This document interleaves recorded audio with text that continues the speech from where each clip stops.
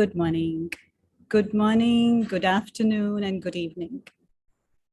A very warm welcome to everyone joining us from around the world for the 60th session of the Commission for Social Development. Before we start our side event, let's take a moment to connect in silence to our inner peaceful selves. Let's just take a moment together in silence.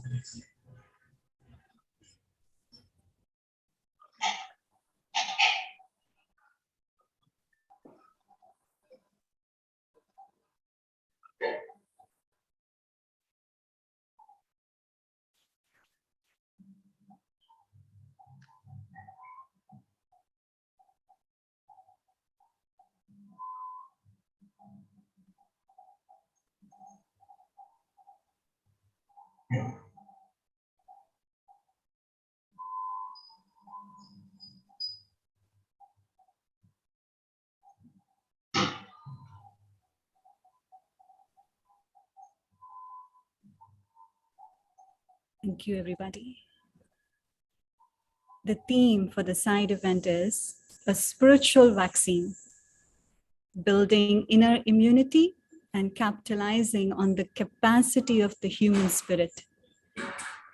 This side event is being hosted by the Brahma Kumaris World Spiritual University and is being moderated by Ms. Varshini Singh, a Justice of the Peace and advocate. She is also the former First Lady of Guyana. Ms. Singh is the founder and secretary of the Kids First Fund. And knowing her personally, she's so kind, compassionate, and filled with humility. It's an honor to have you as the moderator, and I welcome Ms. Varshini Singh to lead us into the side event. Thank you, Kinari. On behalf of the Brahma Kumari World Spiritual University, welcome one and all. We're so happy that you could join us today. We are addressing the priority theme of the Commission for Social Development, and we chose this topic, the spiritual vaccine, the inside-out approach, because whilst focused on recovery has been focusing mainly on financial, economic employment, there has been nothing addressing spiritual hunger, poverty, and building inner immunity. This hasn't been addressed yet. In this session, we aim to touch, because 75 minutes is not that long, we aim to touch on the importance of building inner immunity, the inside-out approach, because when we are strong spiritually, we can radiate love and inspire others around us and the world at large. The Brahma Kumari have created a spiritual first aid kit aimed to inspire and affirm when we are strong and heal and support when we are in need of help. I would like to introduce you to our esteemed panel. We have three amazing humanitarian servants with us today. I'm not going to elaborate on all of their achievements and accomplishments because there are too many, but their bios are available so you can look them up and know more about them. So welcome to our esteemed panel. We have Dr. Pratap, the Medical Director of the Global Hospital, Mount Abu, India. We have Dr. Hunt, a human industrial trauma psychologist and founder and chair of the Created for Greatness Group, from New York in the US. And we have Dr. Binod, who's representing the Brahma Kumaris Nepal, who's a professor of pediatrics in the Nepalese army. So I've kept it brief, so welcome one and all. We're now going to see 4 short videos showing you a little bit more about the work that our panel do.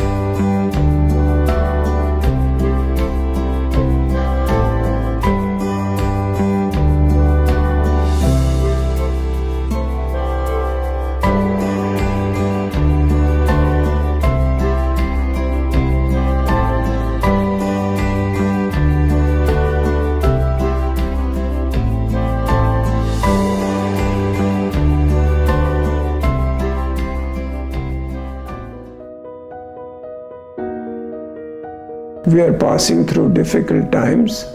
The second wave of corona pandemic caught all of us unaware. We really didn't imagine that this would go so fast and so many cases would emerge. We started with our first ward at Mount Abu on 4th of April, and suddenly there were a rush of cases. Not only mild cases, moderate cases, but also critical cases started coming. Then we added our intensive care was also converted into COVID ICU. Really, it was a tough job, as I said, because every day there would be almost 50 to 60 patients in OPD, and we already created 2 wards for COVID patients, and we have one dedicated ICU which was created for COVID patients, and it consisted of about 10 beds. Last few months, almost the wards were full with COVID patients. In ICU, whatever patients we were receiving, they were almost coming at the last gasping stage in a very, very bad shape.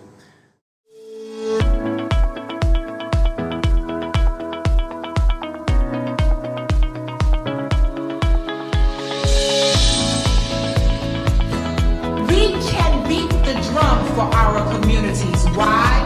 Because you understand that it's not happening over there. It's happening right here, and the village is going to show up. We have to build a new community for them. One that understands, one that's loving, empathetic, and forgiving. Giving us away jackets. This is it, Dr. Hunt. Yeah, this is for her. Thank you.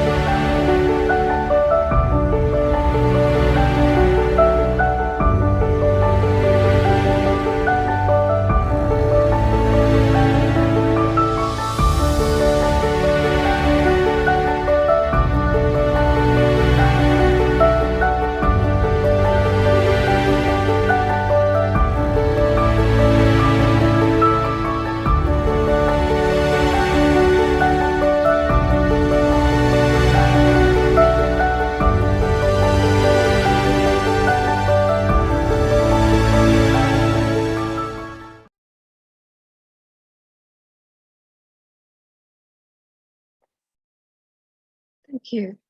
The challenge of the COVID-19 pandemic and the devastation that it left is well known to all of us. And amidst all of this chaos, many people who were in service managed to keep their heads whilst those around them were losing theirs sometimes in all the chaos. This experience, unprecedented in our human history, took us all by storm. Our panelists were such people that were able to rise to the occasion, to keep their heads, to keep their calm, and inspire. So what now will follow are them sharing what kept them going, what sort of things they drew on internally to get them through this difficult time, and what tips and advice that they could share with us, all of which are covered in our spiritual first aid kit, which we urge you to download and look on and use. So starting, we know that the pandemic was very traumatic, and there are very many different types of trauma that people had to face. Dr. Binod, could you tell us a little about the types of trauma that you faced during this pandemic?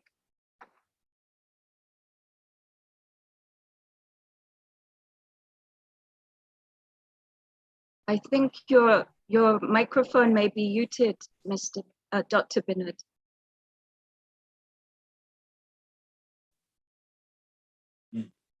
We are psycho-spiritual beings. Why? Because whatever events occur at the biological level also occur at the psycho-spiritual level. So because of this thing, COVID is also, we can consider COVID-19 as a psycho-spiritual disease.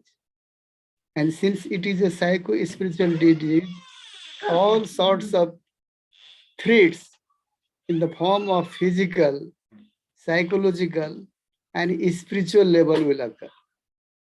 And because of this threat, what will happen? There will be loss in the joy, happiness, and peace.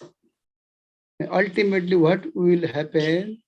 It will lead to all sorts of this a development, I will say, the growth of some secondary viruses in the form of anger, frustration, hopelessness.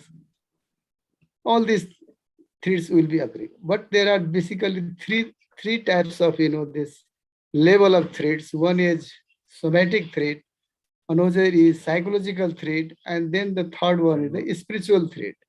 And we know that in the in the somatic threat, all sorts of this problem like disease, sickness, and death, even death, due to COVID has occurred. We have seen many deaths because even the doctors were dying in the very beginning. And in the psychological thing, which is very important, is the stress. The most important part is the stress, anxiety, fear. Even some of them were had suicidal tendency also. And the most importantly, now we can say at the spiritual level also.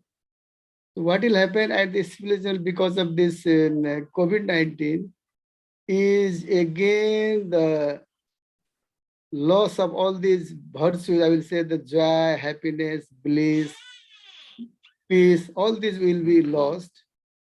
And there will be loss in the spiritual, this human dignity also. And again, the coping ability, we'll be discussing later on if the time will happen. COVID stress, what is COVID stress? It is related with this emotional or mental pressure and also to the inner coping ability, or I will say inner immunity or even spiritual immunity.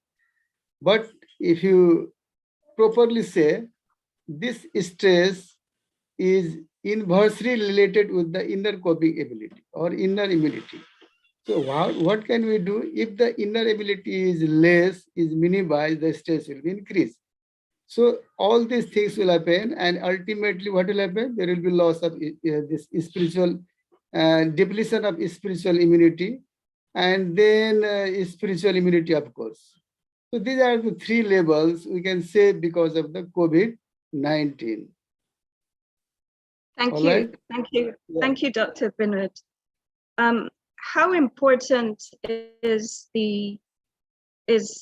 self-care? How important is self-care during these times of crisis? Dr. Hunt, could I address that one to you? Yes, good. Hello, everyone. Thank you for allowing me to be here. Self-care is essential because what happened during COVID is what we call collective trauma. Collective trauma is when a society experiences the same form of trauma together. And that form of trauma, and we must remember that even before COVID, people were experiencing personal things in their lives, in their communities, their families, their villages.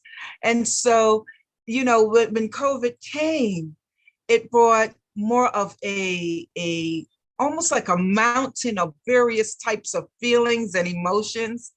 And so now they were individuals were dealing with COVID-19, health disparities, fear, anxiety, and all of these various things. And so one thing that I shared the message of is tap in to yourself. I needed for individuals to understand that self-care is of the utmost importance when you are feeling stress or anxiety. And so the message of it not being selfish, because we live in societies that tell you if you think about yourself, then you're being selfish and that you need to be more humble. But the truth of the matter is, if you don't take care of yourself, you cannot service others. And because we are individuals that live from the inside out, we have to make sure that we were doing well on the inside. And so it was important for us to tap in, check on ourselves. Also, a part of self-care is blocking out all of the extra noise, right? So turning off the television at times, not being on your phone, tapping into your spiritual side, making sure that you were okay. Once you're okay, then you can service someone else. So I would say, scan your bodies. Check to see how your diaphragm is going. Is any part of your body tense? That was a part of this key self-care practice. Scan your bodies throughout the day. See if you are tense. If you are, take a moment. Inhale. So it's like inhaling the roses, the smell of roses, and exhaling like you're blowing out candles on a cake, right? So taking those breaths, being relaxed, taking time to check in on self, then you check in on others, because we cannot pour from empty. And so that was part of the key aspects of that self-care. Make sure that you are doing well, and then offer that sense of hope to others around you. Thank you. Thank you, Dr. Hunt. Dr. Pratap, what kept you inspired during the pandemic with Global Hospital? I'm sure that you were inundated, excuse me, with a lot of people requiring help, attention, some medical, some spiritual. What kept you going during this challenging time? Thank you. Om Shanti, the greetings of peace, and good evening to all of you. See, COVID united the whole world. It was probably the teamwork, everyone was contributing its bit. And when we were when we were facing this issue, the first and the foremost thing was people need us and we need to arise to the occasion. And so we started in a small way, but gradually the challenges were many. But I would say it was the conviction and the courage of my team. Team was very important. The nurses, the doctors, the housekeeping staff, even the security staff, everyone had to put in their bit. And they had to work long hours, but everyone was doing it with a smile. I think the most important thing was the compassion and the commitment to serve people. I know there was a lot of fear, there were apprehension, and people were scared to touch patients. But since we had rehearsed during the first phase and people had been vaccinated, so we were fearless. We thought, okay, we are now protected. So we put in our best effort. And the other thing which I said was, it was not only our effort, but the whole community joined. It was the community which stood together, the Brahma Kumaris, the local community of Mount Abu. They came forward to our support because our resources were limited, but the demands were much larger. The patients were many. And then suddenly you find that resources are not available. The drugs disappeared from the market. The oxygen was in short supply. But somehow or the other, like-minded people came together, people who had the passion in their hearts to serve people. I feel it was something which united us all. We are all kind people. Within us, there is a spirit which feels that we are all one family, and this family has to come together in the hour of crisis. My doctors, my nurses, they all were standing together, and fear was vanished. We had a counselor who was walking through the wards. We broke out the traditions. We allowed patients' relatives to walk into the wards with all the PPE so that the patients were not left to fend for themselves. In India, it is a practice that relatives support the patients. So there were some disabled patients, physically disabled. So we even allowed their relatives, their wives and their husbands to be with the patient with all the precautions. So we thought that it was an opportunity. We need to do our best, because if the challenge is large, one of my friends said it is the dark side of the soul. The COVID was dark side of the soul. And we had to bring in light within us. So that enlightenment, that passion, that we are on one in we're facing this crisis helped us a lot. And I feel it is the spirituality, it is the divine element which is brought out best in the hours of crisis. And that really happened. And it was a I would say it was a learning story for us. Yes. If we could say that the positive side of the pandemic has been humanity united, it's humanity against, COVID and all its faces, if we could say it like that. And whilst news focused on figures, deaths and in watching it, and people on social media sharing the latest thing that somebody said about it, there was a lot of misinformation around, and this added to the confusion and the fear of people. And with lockdown and stuff like that, people were isolated, and then, sadness, depression, confusion, like, is this the end of it? And thinking, I didn't get to do this, or I should have done that, crept in. But there are stories, heartwarming stories of humanity, kindness. Not audible. We lost you. Can you hear me now? Yes, now. Okay.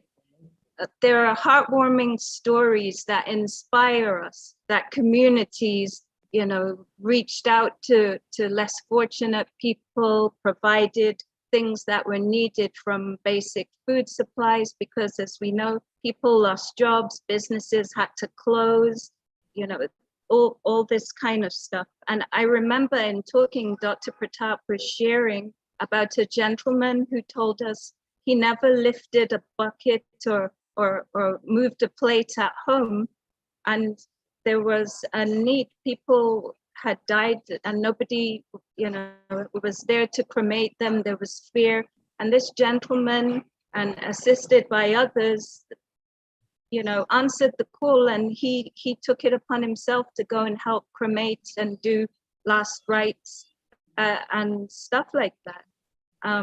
So we had a lot of unusual heroes jump up and answer, you know, the call of humanity, coming to our neighbors' assistance and so forth. Dr. Hunt, can you share such a, you know, I'm sure there are many, but share with us such an instance, please, and the same to you, Dr. Binod, after. And Dr. Yes, thank you. Pratap. Thank you so much. Oh, yes, indeed, we have several stories of humanity just rising up. And, you know, it makes me think of the quote by Desmond Tutu when he said, "My humanity is bound up in your humanity, for we can only be human together." And so that quote in itself inspired us. And there's stories where we were able to go out and feed shelters. There were shelters, families of 500 at a time.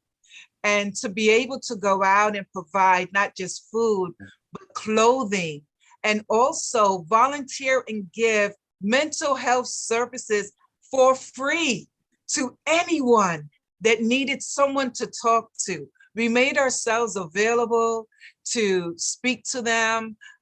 There's this one instance where a young man was so overwhelmed with the concept of COVID and feeling the fear and anxiety that he actually thought about taking his own life.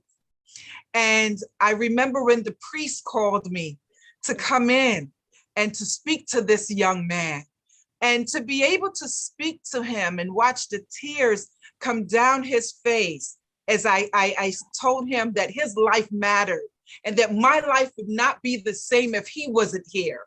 And to give him that hope and to offer him that resiliency and that human connection where we don't have to have known each other previously. But the one thing we have in common is that we were created for this purpose here on the earth. I like to say that we are created through relationship. We are loved in relationship. And yes, we may be harmed or hurt in relationship, but indeed, we can only be healed through relationship. And so to watch that young man, and to this day, to still have connection with him, and to be able to offer hope to him, and for him to see that life was worth living, and that though we may be dealing with COVID, our spirits are bigger than COVID, that what humanity has to offer, that love and support is bigger than COVID. That was one of the key things that happened with us. We were able to, there was a veterans place that housed 23 disabled vets, and they were unable to go out and get things for themselves. So we adopted the veterans place. And so we provided from their bed sheets, food, clothing, music, so that they could feel inspired. And it's stories like that really speaks to the testament of when humanity arises. And so, you know, it was things like that we did and we continue to do. And we started something that is called the Hope Ambassadors. We became the Hope Ambassadors for anyone. And it did not matter. Once you called us, we were there. And that's why, going back to what you said previously, that's why it was so important that we implemented self-care so that we could rise to the occasion. Thank you. Thank you. Dr. Binod, you have a story that you would like to share? Yes. As Yes. Dr. Hunter said, it is exactly the humanity arose during that COVID time. Yes. Nobody kept themselves silent. They wanted to do something, but not alone, of course. In collaboration of the so many volunteers, I said humanity arising. Yes. So what we did along with the Brahma Kumaris Center, of course, Dr. Hunter also said, is we started distributing food. Yes. The food item was pre-cooked, or even the raw materials of the food item we distributed. So many volunteers came forward, economically, physically, everything. So we Wonderful. prepared food and distributed. Our target was not to all those who were really needy, means some vulnerable groups, for example, Yes. elderly people, like orphans, the single mothers, or those who were really needed, poor families. These were we selected. Of course, we wanted to distribute everybody, but particularly our target were these groups. And of Yes. course, the rich people, why should they come? These needy people used to come and we distributed. This was one part of our service. Second Wonderful. part was during this lockdown period, everybody was inside house. And what we thought that this is creating a havoc, this is creating a stress. So we wanted to do something spiritually also. So what we did is we arranged classes. First of all, the class was in the form of what is this COVID? How did it come? How can we prevent ourselves? So that sort of informative classes we arranged through the YouTube media and then this webinar. So people were now taking interest. What is this disease? What is that? So that was the thing. Arranged classes. Not only that one. We also took classes on the spirituality and then the Raj Yoga meditations. Several classes we did. We informed the public. These are the classes. And you know, Brahma Kumaris Sankhan, Dr. Pratap is also there. We arranged 7-day course, 1 hour each day.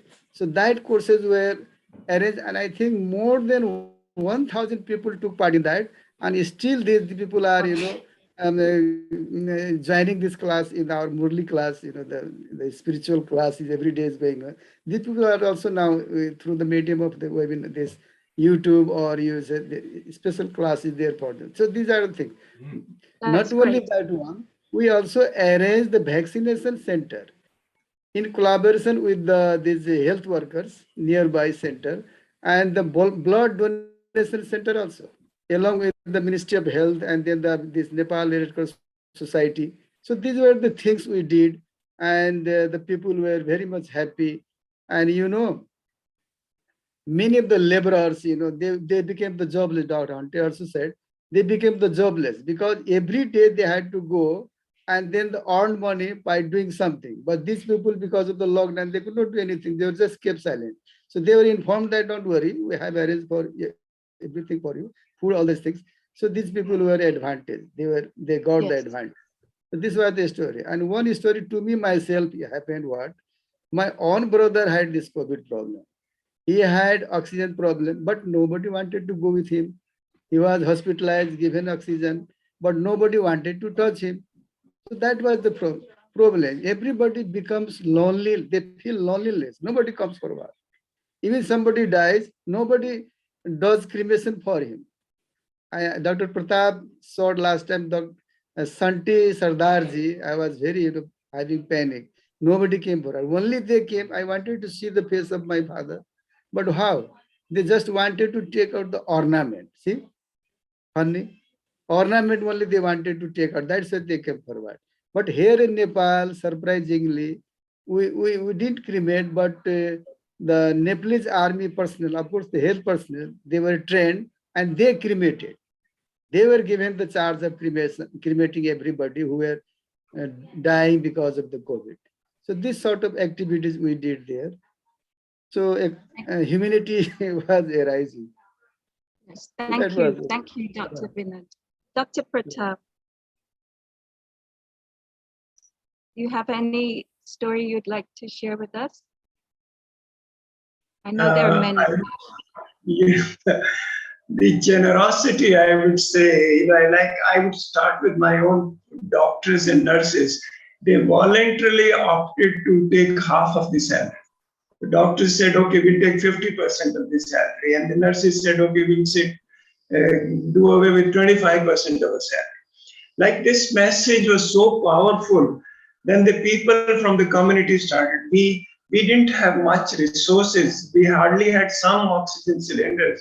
The community came forward. They put oxygen generation plants for us. Now in both the hospitals, we have oxygen generation plant, which has been donated by the community. And at the beginning, we just had about 20 cylinders, and now we have 150 cylinders. So we are much better prepared, whether it was ventilators, whether it was high flow oxygen therapy apparatus, everyone came through donation. Our things were pouring like anything. The Brahma Kumaris worldwide, the centers, the NGOs who are connected with us, they all came up.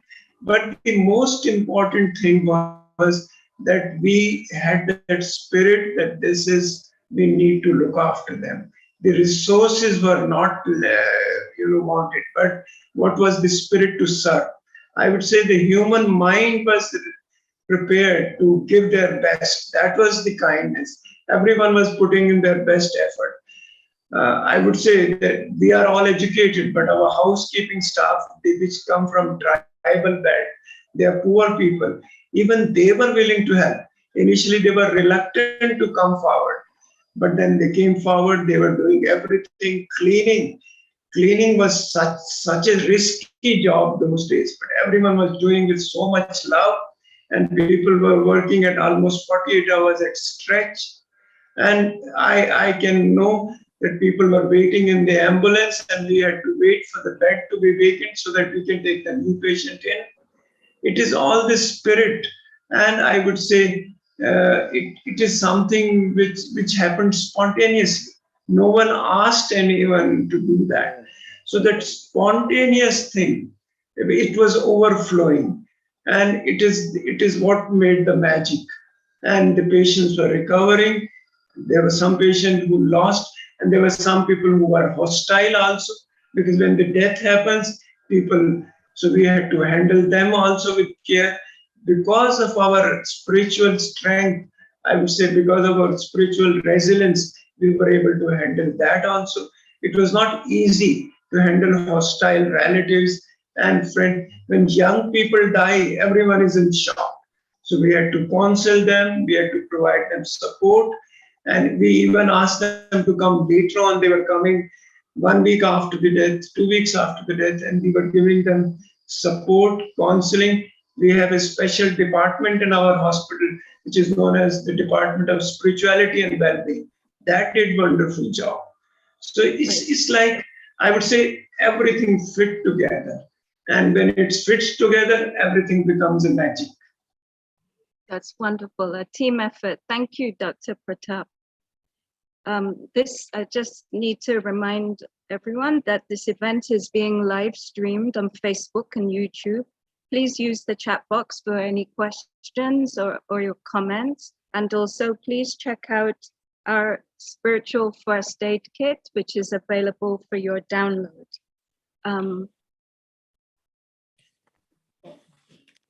Moving on, what is spiritual poverty? We are very much aware of poverty in a financial sense, lack of food, lack of resources, but spiritual poverty is something internal, much deeper. And if we are impoverished spiritually, this has a knock-on effect on every other thing in our existence. If we are spiritually well-fed, strong, then we can, as we have heard here, overcome any challenge with grace and ease and with resilience. But we have focused on material well-being. Oftentimes, the world is the best job, the highest paying, the big house, the fancy car, the model partner, these kinds of things. But at the end of the day, we sleep on only one bed. We can only use one bathroom at a time. So a billionaire I read about once had achieved everything by mid-20s and then got very sick, and he was believed to going to leave this existence. And then he thought, I've got all this money and I can't make myself well. So something was lacking, and it was the spiritual existence. He was starving spiritually, yet he was well fed, you know, the best food and resources. And he donated money to charity, to research of cancer and all sorts of things. And as he started to give away the material possessions in this aim to help humanity, he got well and made a total recovery, and his life changed. So spiritual poverty, can you talk to us on that, Dr. Hunt, about spiritual poverty and why the need for this spiritual medicine, the vaccine, the balm that we are speaking about here, and creating this first aid kit, spiritual first aid kit, to be a first responder to this spiritual hunger? Yes, that's a beautiful question, you know, and I thank you for that. It's so essential that we understand that in this space that we exist from a place of spirituality first. And then we can function in any other capacity. I think of the conditioning that we have had in our various societies that seek to tell us that attaining all of these material things is what really brings wealth to our spirits, wealth to our homes and our loved ones, and having a status in society, having the car, the mansion, and all those things that you spoke of. But indeed, it's really what we do for our fellow man and what we embrace within ourselves that truly matters. Because as you alluded to, we can't take any of those things with us. So it's really what we do on the earth that matters. And when we are deprived of our spiritual base or from our spiritual base, we will realize that we do not do things in its totality. We're not able to give to the earth what we were created to give. Spirituality must come first. You know, I think of when I saw patients in the hospital. One of the key things that they would ask me for was for a priest or a member of faith to just come with them, sit, pray with them. That meant something to them because they knew that no matter what happened, once they were prayed with, they felt a level of comfort. Once they were prayed for, they felt a level of comfort. Even us as doctors, we tell our patients, tap into your faith, pray if you are a believer, because we know what spirituality can do. Spirituality can bring, you know, an individual from tears to laughter. Spirituality can bring a situation that is dominant to and sad to a space of true cheer and gladness. When we lack that, our lives are not the same. When we lack spirituality, when we lack peace, when we lack love, when we lack empathy, when we lack forgiveness, when we lack love, when we lack these things, what is it that we are truly offering? Because a lack of those things, then we are not really offering anything of true substance. For agape love, that higher love, there's a term that we use, theophany. Theophany is the visible manifestation of God on the earth. That is each and every person that's even on this call right now. the theophany, when I look at each of you, I see the God in you. I see the higher power in you. I see the spirituality in you. That is the first thing that people experience. They experience your energy. They experience your welcoming, your love, and the absence of that is what brings sickness. The absence of that is what causes us to lose hope. The absence of that is what causes us to have fear and anxiety. And so to tap in to that is very essential. The lack of that means the lack of hope. The lack of that means that we have no substance that we're really offering to the earth. Thank you, Dr. Hunt. Dr. Binod? Yes. On spiritual poverty? Yes. As I have already previously said, if there is depletion of the spiritual immunity, that is the inner coping ability or immunity, so that person will be spiritually unhealthy. If somebody becomes spiritually unhealthy, we can say that this person is spiritually poor. Spiritual poverty is there. Why? Because he will lose all sorts of these virtues, like as Dr. Hunter said, he will not have positive belief system. He will not have this faith system. Of course, whatever faith or positive belief system he has will be lost. And because of that, he will lose joy, happiness, love, compassion, kindness, all these things he will lose. So not economically, but spiritually he will be poor. Right. And financially is different thing. I will say financially poverty, it is different from the spiritual poverty. For example, if because of the COVID, many persons will be jobless. And because of the job, loss of job, how can he earn money? So it is a different story. But main concern is here, he is spiritually unhealthy, and because of his spiritual unhealthiness, he will become spiritually poor, what I will say. Like a double trauma. Thank you. Dr. Pratap. Well, Mother Teresa said that we cannot do big things, but we can do small things with love. I feel the heart which lacks love is spiritually poor. So love is which binds us all together. We have to be sensitive to each other. We need to be really concerned about what others are going through. We normally always look for our own comfort. I think working in such a situation, people can be casual, they can be indifferent, because they don't have that spiritual maturity, I would say.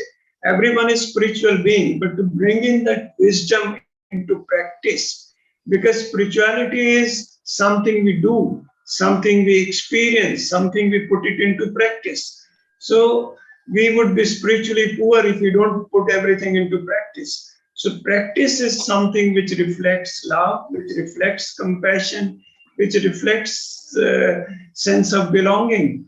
As we were talking of loneliness and despair and depression, because people feel they don't belong to something. So sense of belonging has to be brought.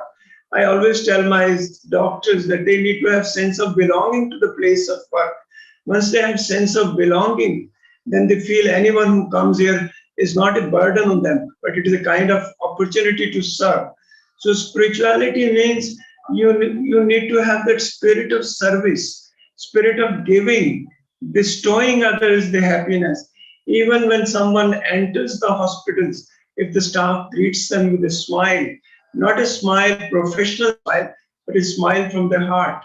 And I have seen people can really feel the warmth of the smile. And in this situation, in this kind of crisis, if you hold someone's hand and take him along and help him to do their rituals or daily needs, then it makes a lot of difference. Otherwise, what happens is people are lying in one corner and everyone is talking only on video, seeing the pictures of the patient and prescribing. We did differently. We felt that what is required is people need touch, people need a good I would say what we call in Brahma Kumaris Drishti. They need a powerful glance to energize them. So when I went through the wards, people were so happy, whether they were serving food, whether they were giving them medication. It was the spirit of giving. I feel spirituality empowers us to give. And when we try to be possessive, that is spiritual poverty. So in a way, we have to be master, bestower like the divine. And once we are giving, we become ourselves rich and ourselves empowered. Thank you, Dr. Pratap. You touched on something, and I mentioned it with the story of the millionaire, but you don't need to be a millionaire to be able to give service to one another. And if we just remember how we would like to be treated, that we must treat others how we wish to be treated. So you don't need huge resources. All of us have the ability to smile. All of us have the ability to do laughter therapy, humor. All of us have the ability, to hug somebody, touch somebody. All of these things, what make us human, that make up our humanity, are so badly needed at this time. And to remember that the love, the spirit of love in all its forms, loving speech, loving thoughts, loving action, can conquer anything. So we all have the ability to be these spiritual first aid responders, spiritual superheroes right now. We don't have to train, we don't have to go to university for it. A simple smile, the things that we can do in answer to the call for humanity's spiritual starvation.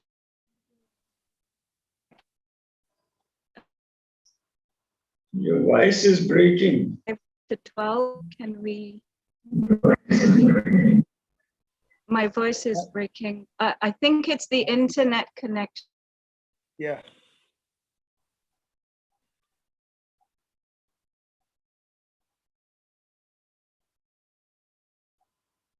Vasini has got technical problem.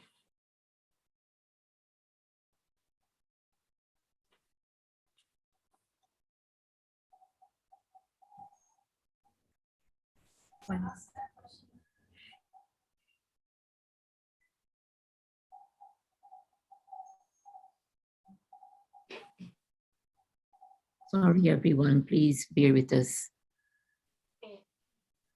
Let us send a lot of good, powerful energy of love to the internet so that it comes back on as quickly as possible. In progress. Hello, can you see and hear me? Yes. Yeah, good. Yes, I'm seeing. Sorry about that. Technical difficulty. We have a question. Just bear with me 1 second. Oh, I see. It's not here. Okay. We have a question. Okay, all right. How do we stop the movement for creating a metaverse universe of persons who live in an artificial virtual world, especially now many children are stuck with cell phones and video games, and the parents are busy working many hours to feed their habits and for feeding their own greed for material gain? Yes, we all here believe that connecting to humanity is good, but how do we, I can't see the rest of this. Bear with me a second. But how do we reach these people who are now invested in a new world of virtual reality? It's a battle of the world of nature versus a world of unreality. That's it. That's a big one there. Well, the solution is time. We need to manage our time well, because the work-life balance has to be created. Most of the time, what is happening is that we just get tilted to one side of the life. So if the work-life balance is there, and if you are able to invest time in our family and in children, I think the things can change. Even the virtual world can become real. That is what is needed. Probably we are more focused on one area and leave the other things. But it is our life be stable on many pillars. It can be not just one pillar. I feel we need to devote time to the community, some social effort. We need to devote time to family. We need to devote time to what Dr. Hunt said, self-care. And we also need to devote time to our work. If we are multifaceted, things would work smoothly. Thank you, Dr. Pratap. I think we have another question here. I can't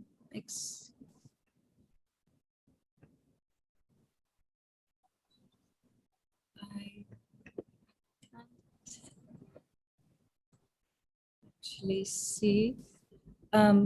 Someone's asking if there will be an open session for anyone to say anything. Maybe someone could answer that. Okay. Here. All right. So we've spoken about a lot of things, and we have identified the equal or need of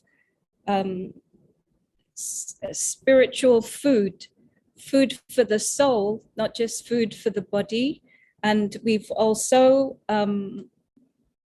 covered that in a time of crisis, humanity is galvanized together. The world is one, and we have risen to the challenge, and it has brought us back to the basics of looking out for our neighbor. I remember Dr. Hunt encouraging people that when they go to the supermarket, they could buy 2 extra tins of something, or something small, and just put it on the neighbor's doorstep. Dr. Binod spoke about providing, food for the body in terms of these meals that they delivered. Dr. Pratap has told us about the staff tirelessly, taking it upon themselves to keep the oxygen plant working, about the sponsor who wrote off all the costs associated with the oxygen, I believe, for people, which meant that was such a huge saving, millions of rupees in saving to help more people. So that in times of crisis, as we have seen, that the human spirit jumps up and says, I'm here and let's do this. And people have listened to their heart, listened to their inner voice, and raised a hand to help a neighbor, raised a hand to do in whatever way. And as was said, what Mother Teresa said, that we can't all do big, great things, but we can do the little things with love. And if each of us in this planet, apply love to everything, loving thoughts, loving vision, love all, serve all, loving action, we will be far ahead in more than oil money could help us, more than any other resources material wealth could give us. We would be spiritually rich. And with that spiritual richness, we can go out and spread it to the world at large. And that is something that I see that all our panelists have done from all their different backgrounds. And I see that the Brahma Kumaris are teaching in terms of building up our spiritual resolve, so we could shine our light out in this world and keep our head when it is likely that we could follow the crowd into the mass hysteria, to keep calm, the SOS, stop, observe, and then steer, taking that moment to breathe, taking that moment for self-care, because if you're empty, as Dr. Hunt said, well, you can't pour out your love and care if you're empty. So a lot of wonderful, important, heart-rending information has been shared here today. I'm just going to check in if we are going to move on to the next part.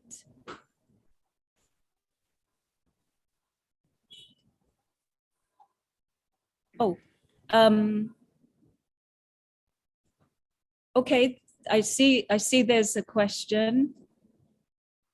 Okay, so the spiritual kit, first aid kit, is going to be made available shortly for you to download.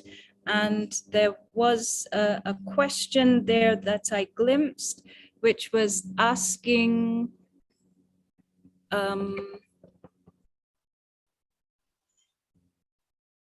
what are some of your spiritual practices to help ground yourself in oneness and relation? Some of the spiritual practices to help ground. Okay, all right. I think we were saying that those things were covered. Okay, so to the next part, I wish to thank these angels of mercy that I've had the distinct honor and pleasure of getting to know over the past few weeks, and to encourage them to keep up their wonderful work, and to thank them for making themselves available to share with us this much needed nectar for the heart, nectar for the soul that we have been privileged to hear about today.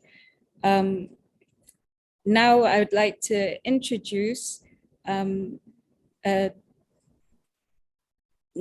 Shukla, a practitioner of meditation since childhood. She's been active also and practicing meditation since her childhood. Some may argue even before that.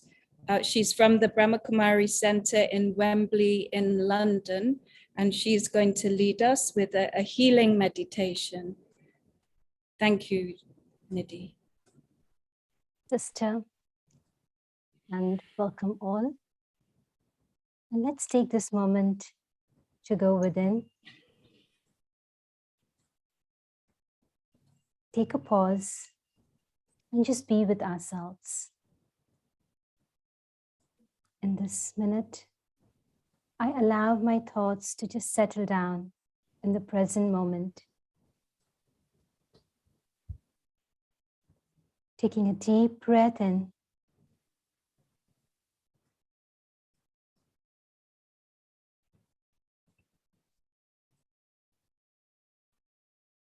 I focus my thoughts right now for a beautiful cause to heal myself and have a great intention to serve the world with my healing thoughts. As I go on this inward journey, I understand that I am a pure being of light. And this body, which is beautifully designed by nature, is my instrument, which gives me access to connect to the world out there. And therefore, I create feelings of gratitude towards this body.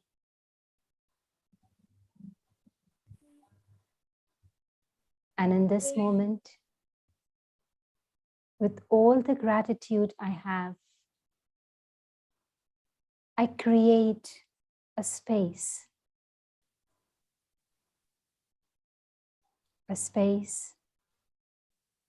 wherein I can see the whole world. A space where the world is filled with love, mutual respect, compassion, courage, and hope.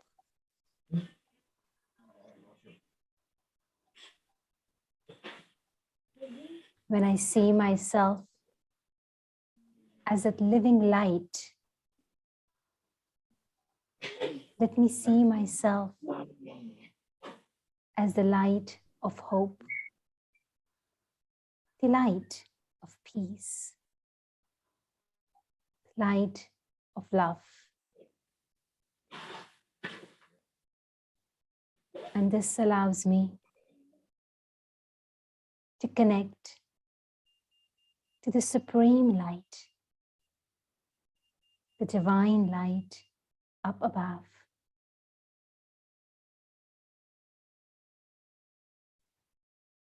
And in his presence, I see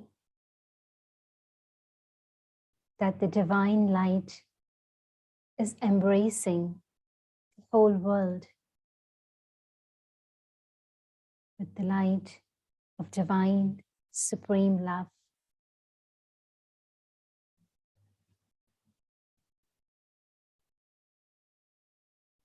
In which each and every living being is being healed, feels belonged and accepted.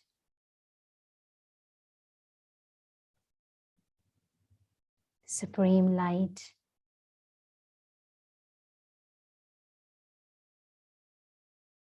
accepts and loves unconditionally.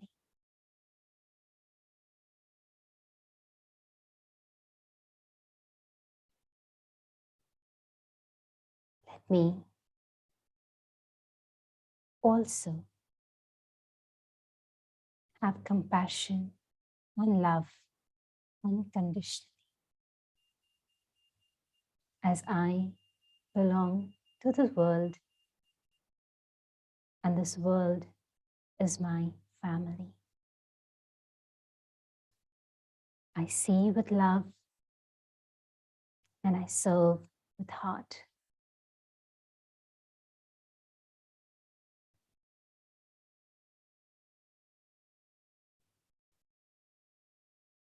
Om Shanti. Thank you.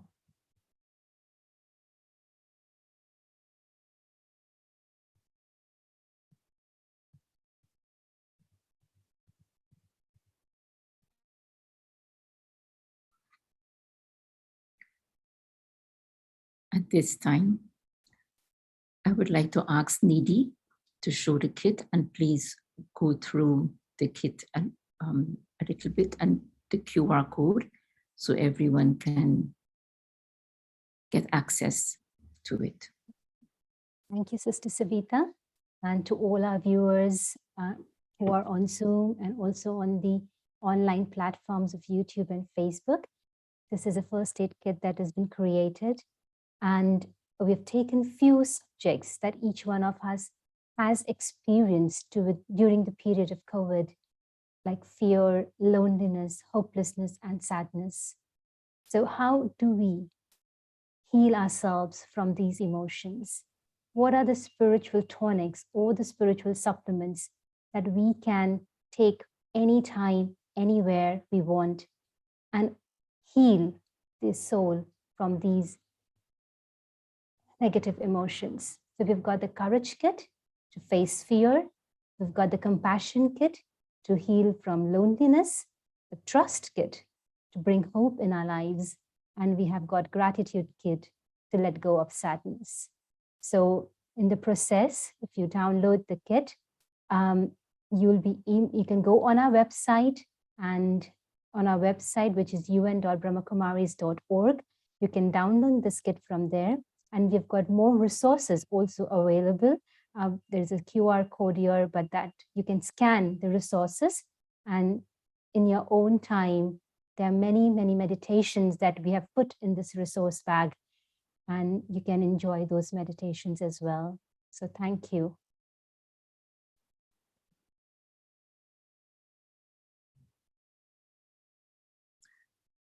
And I'll take this opportunity to thank Sister Varshini and also all our speakers. It's wonderful listening to all the sharing today.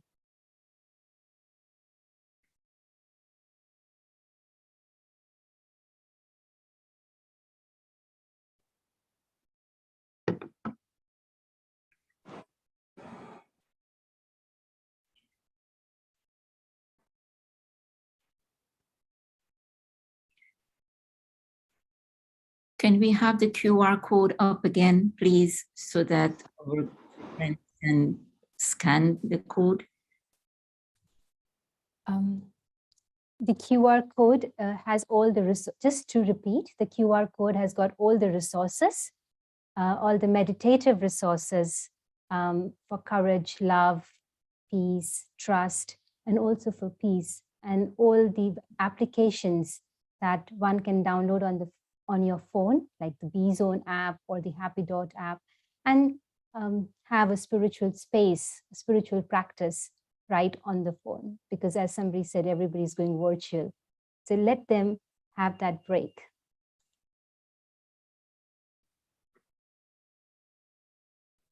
Thank you, Nidhi ji. Just wanted to say thank you to all the participants and everybody that took time to share this session with us. And thank you to the Brahma Kumari team, amazing, tireless, selfless team who have made this session and my experience today as easy as possible. Thank you all so much for this opportunity, and to our esteemed panelists, thank you for being with us today, and to keep up the good work. And all of us have the potential to be a spiritual superhero. We have a wonderful kit, and if you listen to the voice inside, your connection to humanity, your connection to the higher power, rise to the challenge, and let's be that change that we want to see in this world. And I think if we all do that, we can make a bright spiritual light shine forth in this multiverse, somebody called it, in the galaxy, from this world that we are sharing in this life experience. So thank you, everyone. Just to say that we will be posting the kit in the chat box. So before anybody leaves, they can download it from the chat box as well. Okay. And you'll also be seeing the contacts. It'll come up. And if you want to reach out to any of our speakers,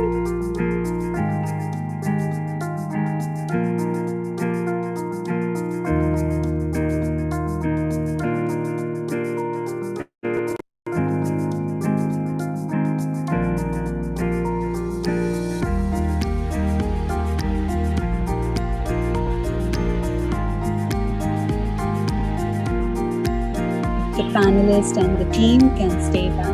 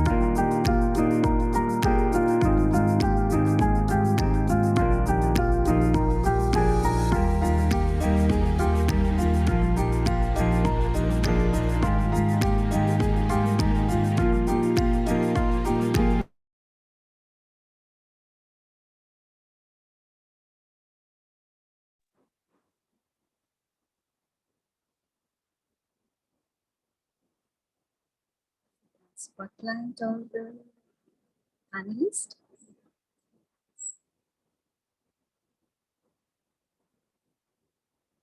Take a screenshot of the panelist and the team.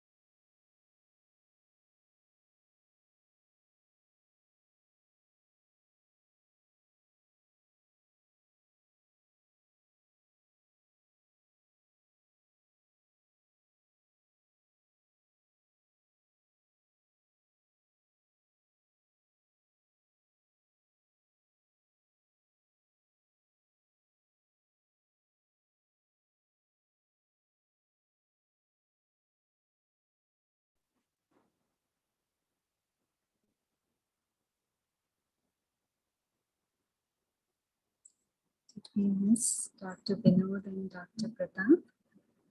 Yes, they dropped, right? Hear you, Sister. Can you be a bit louder?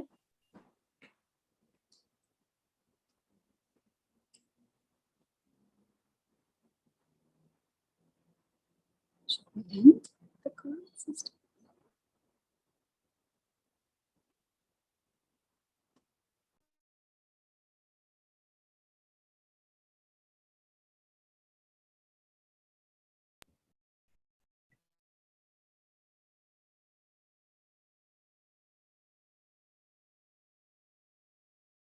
Thank you to all our guests. You are most welcome to leave the meeting because the panelists and the planning team will stay on for a few minutes. Good day, good night, everybody from different parts. Thank you for joining and being part of the team. Om Shanti.